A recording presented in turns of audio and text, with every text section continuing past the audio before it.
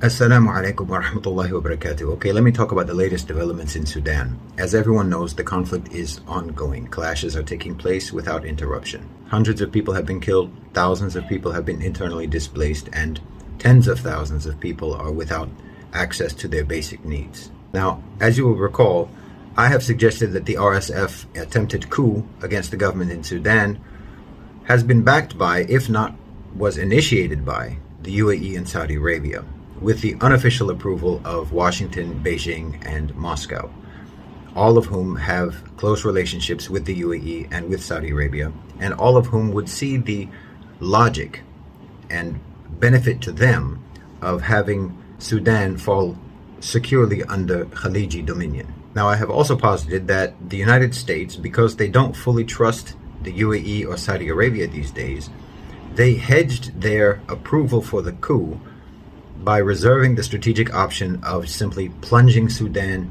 into a long, grinding conflict that would neutralize Russian and Chinese interests in Sudan, as well as having the potential of escalating the conflict and having it spill over throughout the region, thereby neutralizing or disrupting anyway Chinese and Russian interests across Africa. Well, now today, May 6th, Saudi Arabia has convened talks between the Sudanese army and the RSF in Jeddah, Saudi Arabia, in talks that have been co-signed by the United States. And the UAE is also mentioned as a supporter of the negotiations.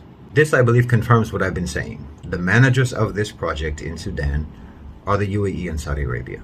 And they are now trying to corral the parties into a resolution, or anyway into a structure through which a resolution could eventually be achieved. And one of the bargaining chips that they're using in these negotiations is the threat of American escalation of the conflict.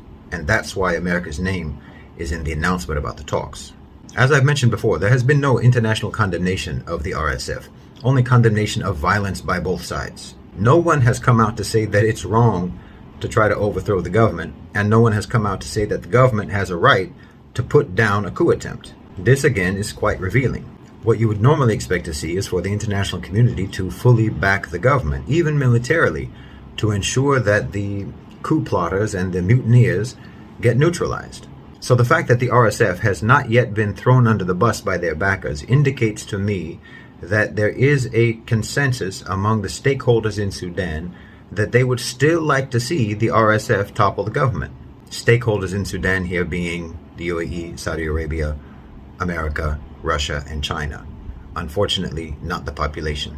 Now, the RSF still has a few sources of potential support nearby, including the Wagner Group and including the mercenaries who are under Eric Prince, who is essentially an enforcer for Mohammed bin Zayed, and his forces are currently in South Sudan. Now, understand that peace negotiations in a scenario like this represent a vote of confidence for the RSF and a clear signal to the government of Sudan